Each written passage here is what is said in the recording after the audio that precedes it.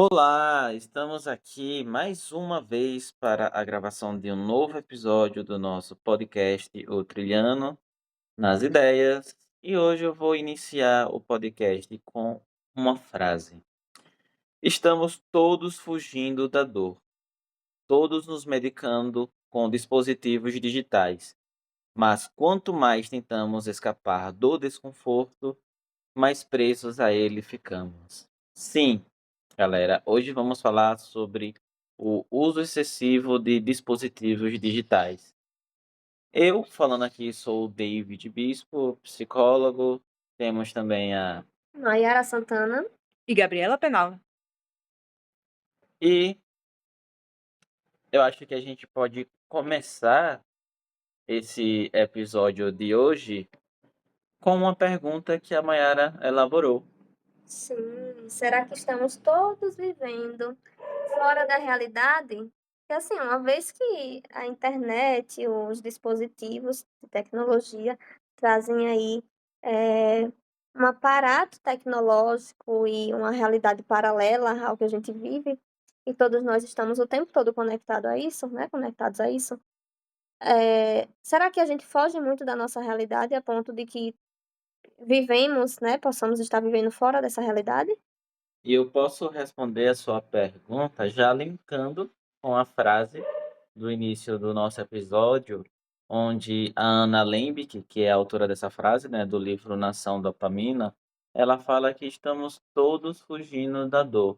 Então, será que esse estar vivendo fora da realidade é uma maneira das pessoas fugirem da dor, de fugirem da vida que é tão problemática muitas vezes, né, e tão cheia de vários tipos de dores, de angústias.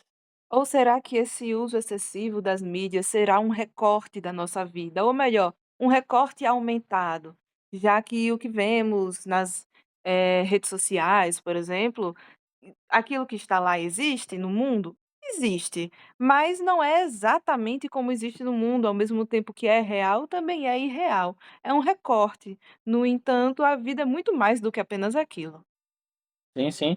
E de novo, né, linkando com a frase, com isso que você falou, ela fala aqui sobre, tipo, quanto mais a gente tenta escapar do desconforto, né, mais presos a ele a gente fica, a esse desconforto. Por quê?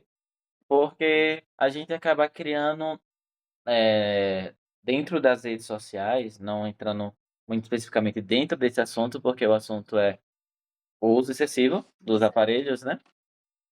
Mas as redes sociais elas nos proporcionam novos modelos de relações, né, e cria uma falsa ilusão talvez de que estamos mais conectados com o mundo, com outras pessoas, quando na verdade é só a gente e uma tela, ali na nossa Eu acho frente. que isso também é proporcionado intencionalmente pela questão do capitalismo, né, uma vez que antes, a gente o capitalismo e também o avanço da tecnologia. Uhum.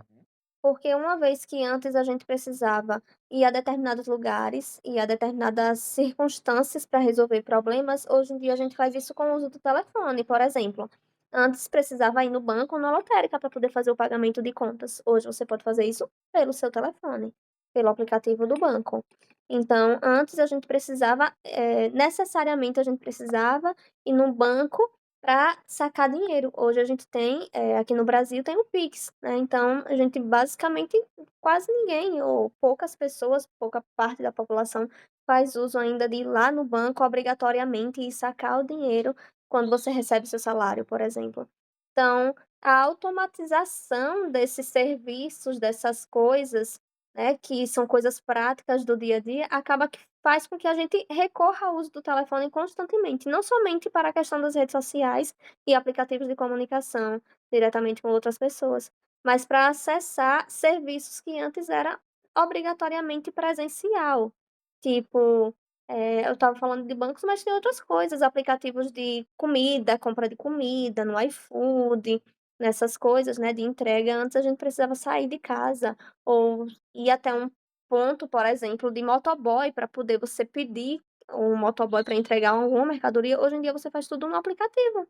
Então é tudo no telefone. Se é tudo no telefone, consequentemente a gente vai estar o tempo todo com esse telefone na mão ligado. Uhum. Ou seja, existe aí uma automatização muito forte de todas as atividades, né. Eu acho que o problema também, na verdade, é quando, tipo, quando a gente se desliga do celular, a gente se desliga do celular muitas vezes para ir assistir uma televisão, para ir para a tela de um computador, quem sabe jogar um videogame, né. E as telas e essa tecnologia, ela vem fazendo cada vez mais parte das nossas vidas, né.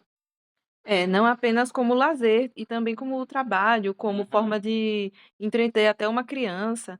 Quando o Mai comentou sobre a automatização dos serviços, faz parte de uma democratização, né? Agora, pessoas que estão em locais mais distantes, que teriam maior dificuldade de se locomover até a sede de algum lugar para resolver uma coisa, agora tem essa possibilidade, essa facilidade de resolver as coisas virtualmente. Então, temos aí uma democratização do acesso à informação, de serviços de informação, e também leva a uma superinformação. A gente recebe, muito mais informação hoje do que era antigamente. O que é uma fofoca hoje se torna muito mais ampliado do que era antes por conta dessa grande disseminação de informação, o que também nos leva à disseminação de fake news, a discursos de ódio, dependência de aparelho, é como se esse recorte da vida fosse mesmo amplificado.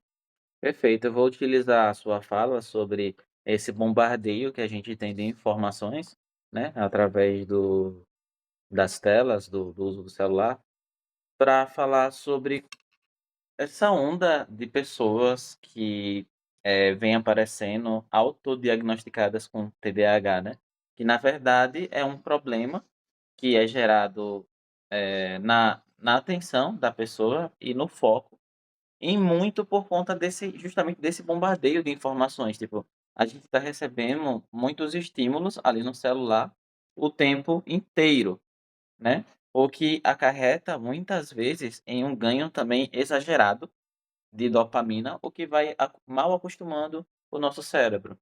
E isso tem tudo a ver com a questão da superinformação, porque não é a informação excessiva que necessariamente será benéfica. Por exemplo, a gente sabe que existem pessoas que ficam fazendo diagnóstico de TDAH no TikTok. Sim, Isso não é uma informação direcionada, profissional, mas sim pegou um ponto da informação, foi amplificada de uma maneira errônea e está gerando aí esses diagnósticos conflituosos. sim, o que eu quero trazer é que, tipo, como o uso excessivo de redes, né, de telas, causa esses prejuízos no foco e na concentração, essas pessoas acabam associando essa perda de foco e de concentração ao TDAH, quando na verdade o TDAH não existe naquela pessoa, pelo menos em boa parte dos casos, né. Sim, sim, sim, né. É é um processo de atribuir a si características de um transtorno, de uma questão aí de saúde e desenvolvimento, do neurodesenvolvimento, né, por apenas uma coisa muito rasa, que deve ser vista como um problema comportamental, não um problema do neurodesenvolvimento nesse caso, né. A gente vê aí o uso da comunicação em massa para estabelecer padrões. No caso dessa pessoa que desvia um pouquinho, né, do que seria, entre aspas, "normal", já se encaixa na caixinha do TDAH. E aí, o uso excessivo desse ambiente virtual traz o quê? O que está em alta? O que é que uma confeiteira deve produzir em seu estabelecimento em tempos de Morango do Amor? O que é o importante para a gente mesmo trazer no nosso podcast. Afinal de contas, a gente fica investigando, né, o que é que está em alta, o que é que pode ser interessante, atual. Há também a questão de o que é bonito hoje. Por exemplo, há uns tempos atrás, ser calvo nunca foi um problema tão grande, mas diante das redes sociais, isso de repente se tornou uma grande problemática e até o número de implantes capilares cresceu. A gente fala sobre padrões estéticos, padrões de comportamento, padrões sociais, políticos e muito mais. Exatamente, e tudo isso vai mudando o comportamento social, né, das pessoas, é uma coisa que Uhum. é uma questão massiva, né, os nossos comportamentos vão se moldando a partir das coisas que a gente vai experimentando na vida. E a automatização, como eu estava falando, dessas atividades que antes eram necessariamente presenciais em determinados locais, em determinadas circunstâncias, agora está na palma da nossa mão e por mais que a gente se esforce para diminuir o uso, acaba que o dia a dia exige que a gente faça uso desse aparelho, né. Por exemplo, se eu me recuso a ficar olhando o tempo todo rede social, mas o tempo todo eu tô precisando usar o WhatsApp, porque eu sou psicóloga, porque eu preciso entrar em contato com pacientes, Uhum. porque Verdade. fora da minha profissão, eu ainda tenho eu tenho família, eu tenho amigos e a gente se comunica pelo WhatsApp, né. Hoje em dia é muito, muito, muito difícil você fazer uma ligação que não seja pelo WhatsApp. É muito difícil. Tem pessoas inclusive que se incomodam de receber ligações, de forma normal, pela operadora, normalmente, como o telefone foi criado para justamente isso, né. O telefone foi É, criado pra gente fazer ligação. como diria um amigo meu, em terra de WhatsApp, ligação é prova de amor. Ou prova de spam. Mas é isso que Mai está trazendo fala sobre a nossa dependência atual sobre o aparelho. Eu vejo que é diferente você ficar sem usar o aparelho há 20 anos atrás e ficar sem usar o aparelho hoje em dia. Uhum. É um recorte bem diferente das nossas vidas. E não apenas, né, para meios de comunicação, eu penso, por exemplo, tá, antigamente para uma pessoa ser considerada como, por exemplo, desaparecida, ela tinha que ficar mais tempo, as pessoas demoravam um pouco mais para dar falta dela, porque tinha saído, porque estava fazendo alguma coisa. Hoje em dia, se você não atende uma chamada, por exemplo, minha mãe entra em surto. Sim. Não só a sua mãe, né, eu acredito que muitas pessoas, até mesmo quando a gente já está habituado àquela pessoa que manda mensagem todo dia com um meme, com um bom dia, né, manda uma mensagem para só dizer: "Olha, eu tô vivo", né, mas está no costume de fazer isso, se a pessoa passa 2, 3 dias sem falar alguma coisa, a gente logo pensa: "Não, aconteceu alguma coisa na vida dessa pessoa, alguma coisa trágica, ou ela passou mal, ou ela ficou sem internet, ou o telefone dela quebrou", a gente não pensa que ela simplesmente está engajada em outras atividades. Hum, Ou então pensa que essa pessoa está com raiva da gente. Exatamente, exatamente, né. A gente falou um pouquinho sobre isso no episódio "É possível viver sozinho", quando nós Verdade. falamos sobre o uso do aparelho, né, das redes sociais como formas de manter uma relação. na verdade, isso também já é uma ansiedade que é gerada pelo uso excessivo do celular, né, que é uma ansiedade relacionada a essa busca pela resposta rápida, né, que ela gera angústia quando a pessoa não responde rápida e também uma sensação de rejeição.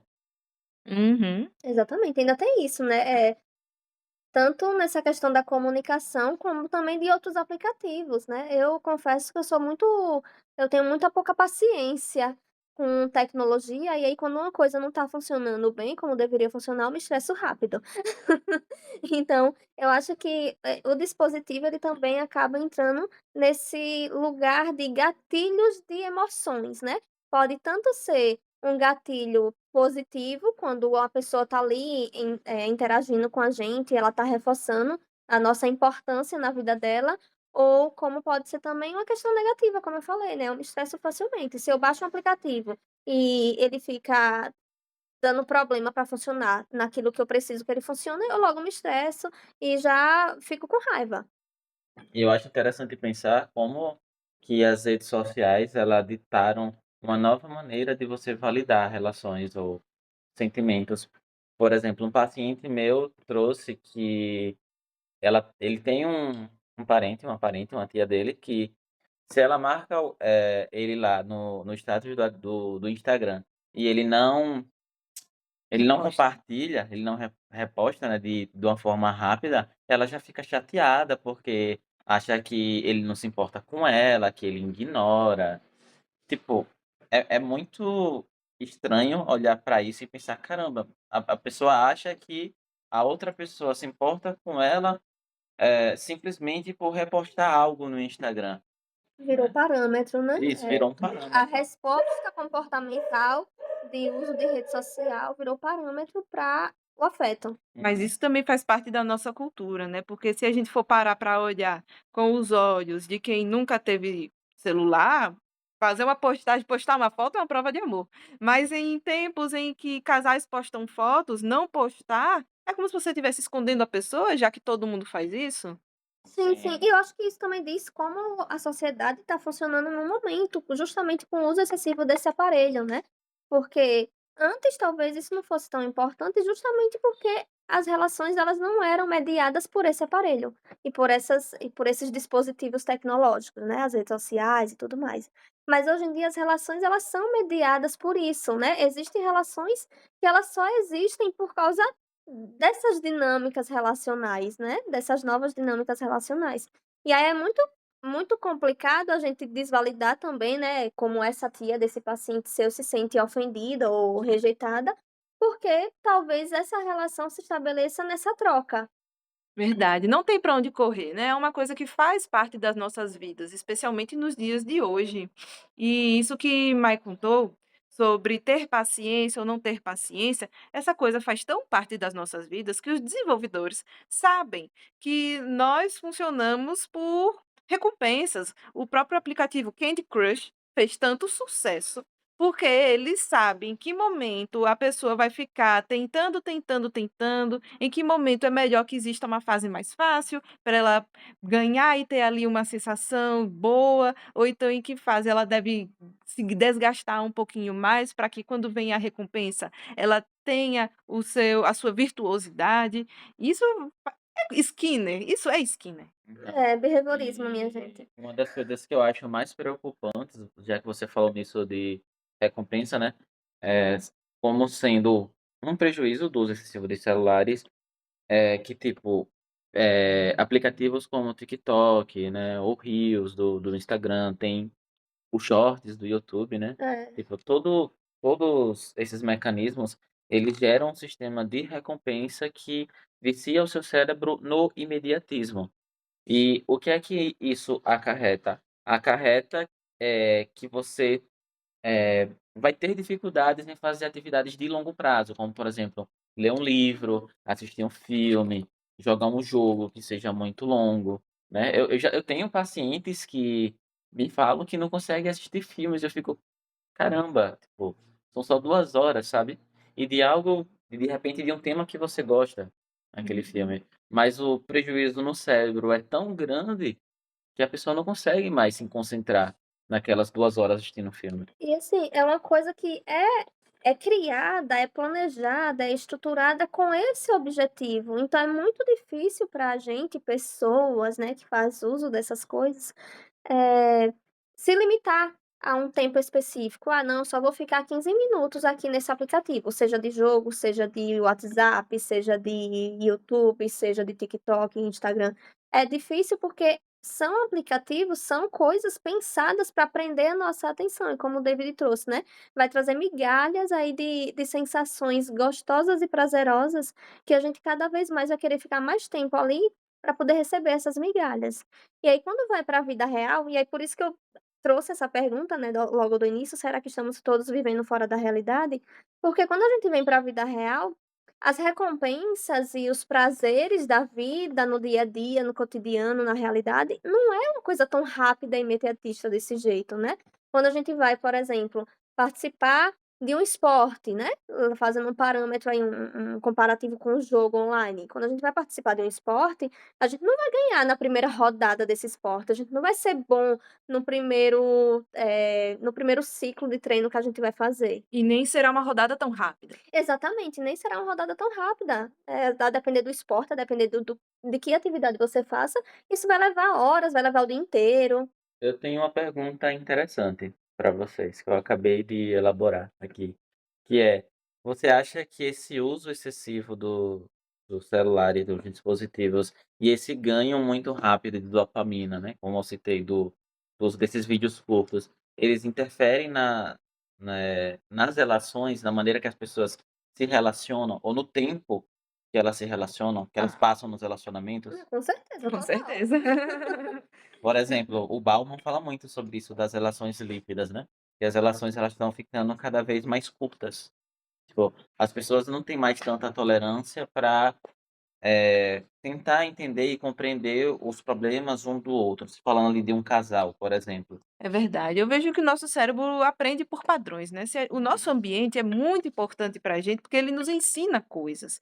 Se a gente está sempre inserido num ambiente de imediatismo, de rapidez, de recompensa rasa, rápida, é claro que isso é uma plasticidade que vai sendo modelada para outros âmbitos. É uma criança que não consegue se concentrar na escola, em uma aula de 50 minutos, é uma pessoa que não consegue assistir um filme de 2 horas, é uma pessoa que não consegue ter uma conversa de 1 hora com o parceiro, sabe, não consegue ter uma discussão mais séria. As relações ficam na superficialidade, porque a superficialidade, ela é mais rápida, mais rasa, ela é mais fácil de ser atingida. E aí as coisas que demandam um pouco mais de tempo, mais de cuidado, mais de profundidade, acabam se perdendo ou então ficando mais íntimas. O casal começa a conversar menos e guarda mais coisas e há menos troca.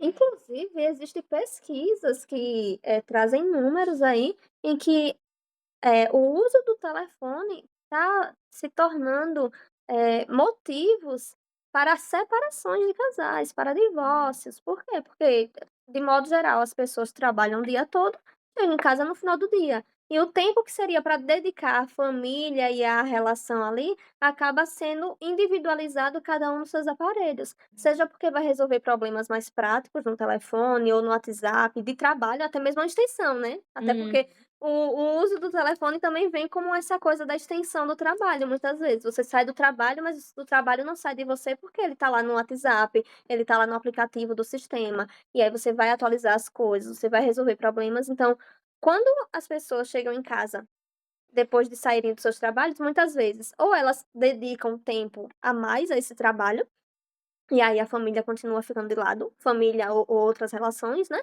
e também, quando não é o trabalho, muito possivelmente essa pessoa está nessa questão individualizada, mas para o seu prazer momentâneo ali dessas atividades muito rápidas, muito rasas, como o Gabi falou, né.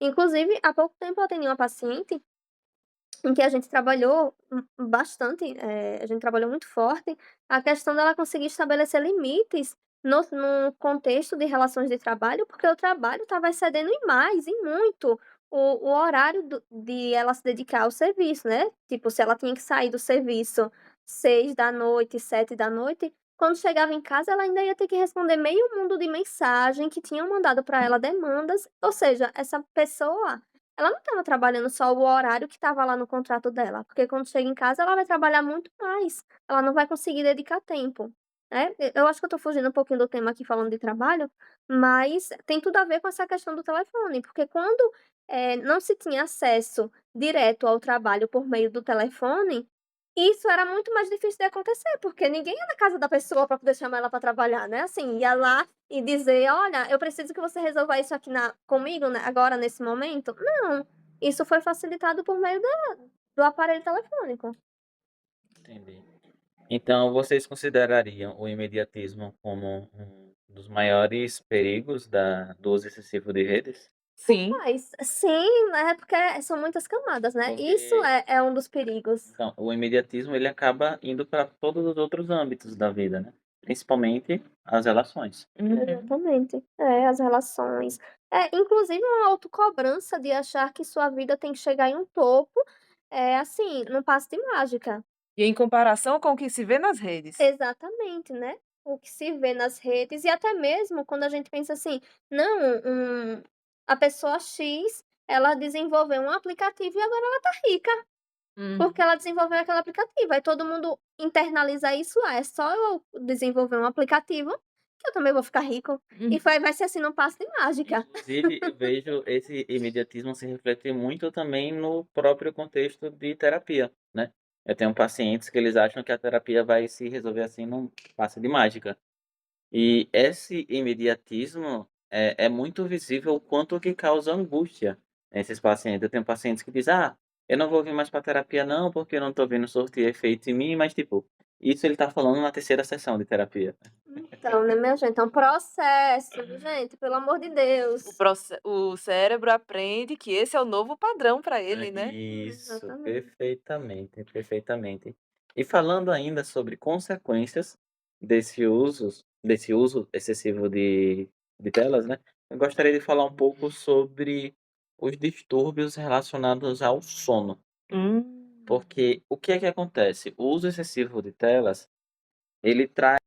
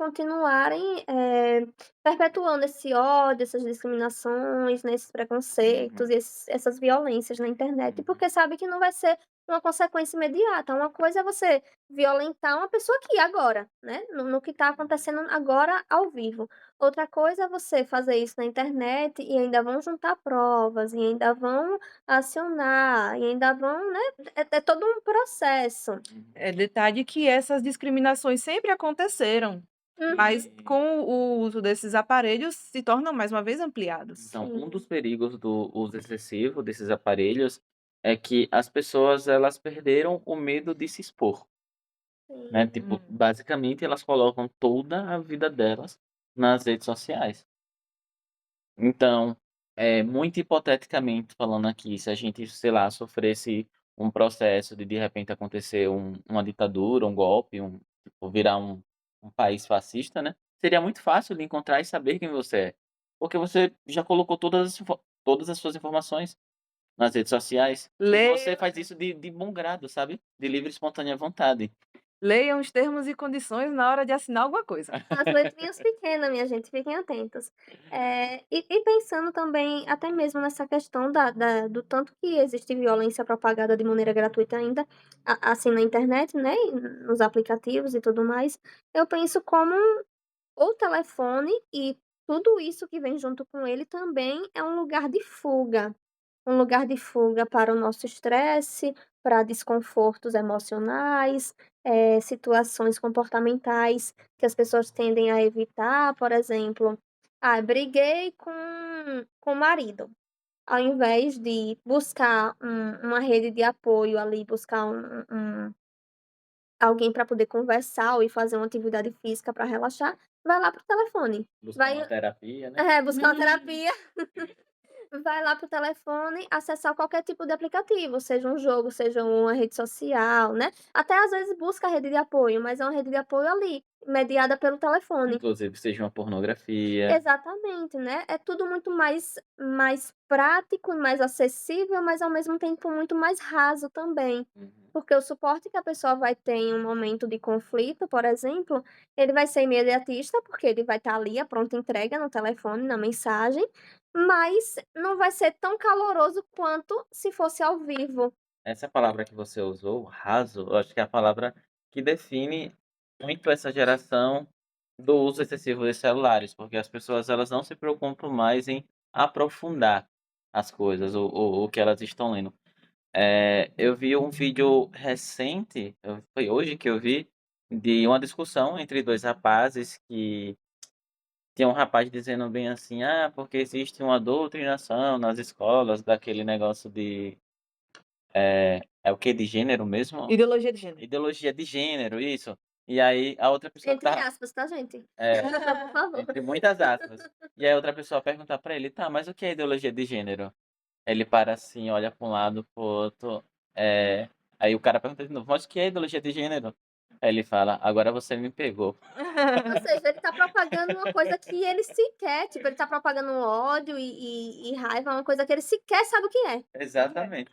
Reproduzindo o discurso, né, essa Aham. questão de reproduzir um discurso É o também efeito de manada. é verdade. Me remete a 2 coisas. Primeiro, hoje em dia, até quando você conversa presencialmente com alguém, existem memes que são trazidos do mundo virtual para a conversa presencial.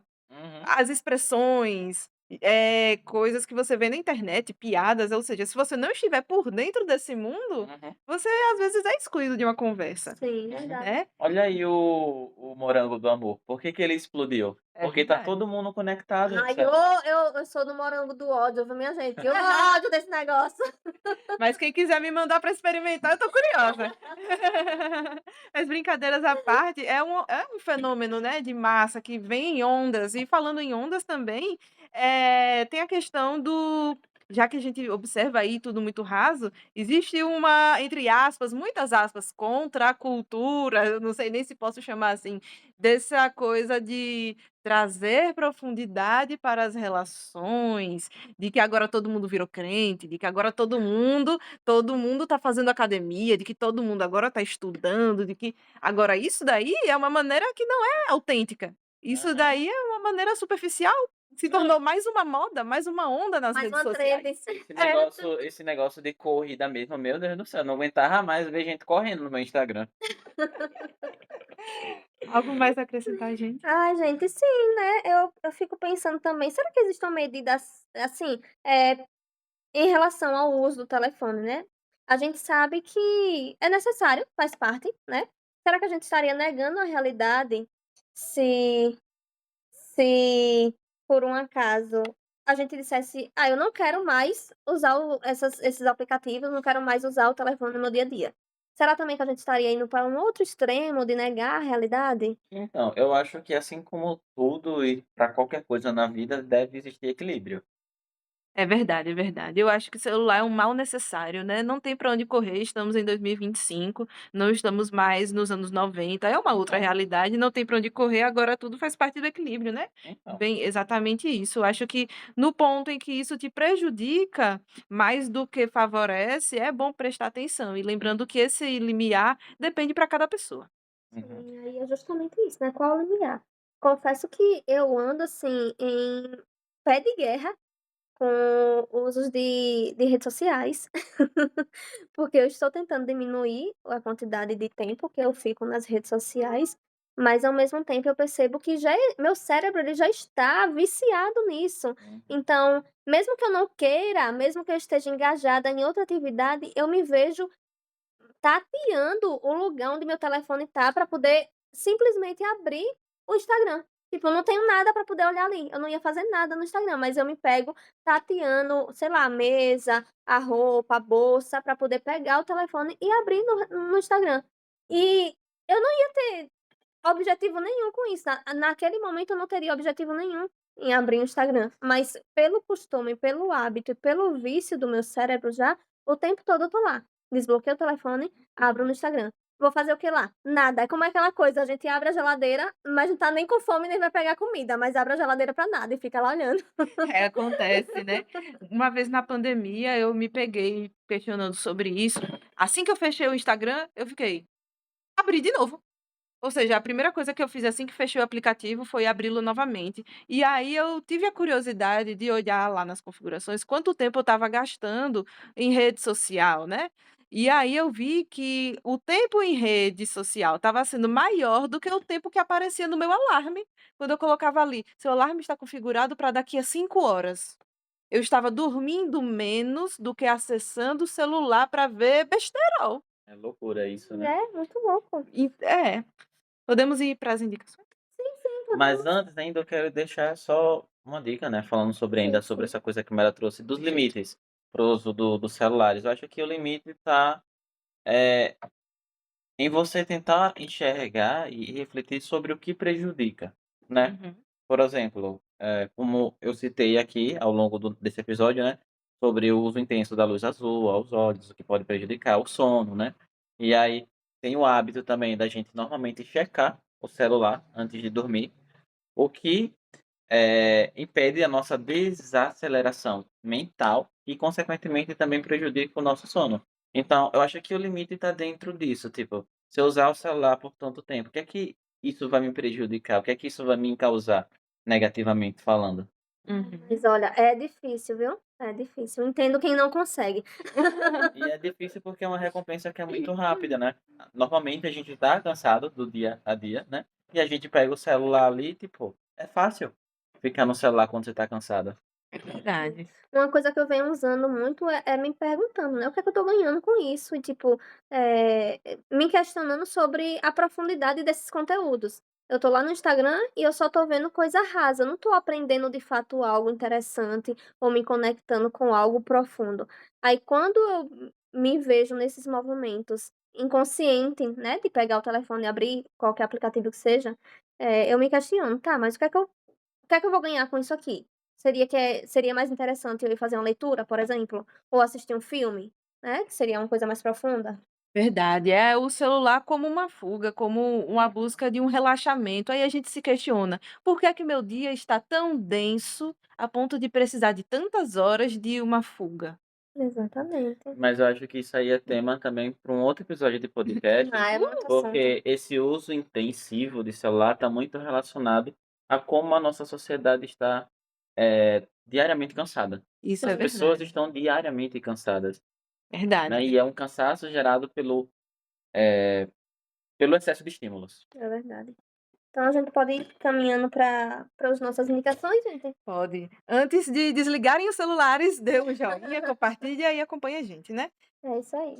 Para a indicação de hoje, a minha indicação será: abram as configurações do celular de vocês, vejam aí quanto tempo vocês estão passando em rede social e depois comparem se esse tempo é maior ou menor do que o tempo que o seu alarme irá despertar. Perfeito. Eu vou trazer uma indicação aqui de uma coisa que eu faço justamente para me desconectar 100% do telefone. Façam trilha. Boa. Quando eu vou fazer trilha, eu realmente esqueço de rede social, de aplicativo, de telefone. Eu só uso o telefone basicamente para registrar alguns momentos, né? E mesmo assim nem é o tempo todo. Alguns momentos específicos da trilha, né? Aquela fotinha que a gente vai postar depois. Registrar ali, mas de modo geral eu consigo me desconectar 100% assim de não pensar realmente, de não sentir necessidade de usar o telefone. Né. E a minha indicação é o livro da Anna Lembke, que é o livro que eu trouxe a frase no início do podcast, né, que é o Nação Dopamina, onde ela vai falar muito sobre o quanto que a gente tem essa necessidade constante de dopamina e como que o celular e as outras telas elas proporcionam isso. Verdade. Então vamos encerrando, pessoal. Sigam-nos nas redes sociais. Sim, sim. Meu E A gente fala mal do Instagram, mas a gente tá lá, viu gente? é verdade, é verdade. o mal necessário. Inclusive o meu é o arroba PC David Bispo. O meu é @psi Maiara Santana. E gabipenalva.psi. Então é isso, galera, e até a próxima.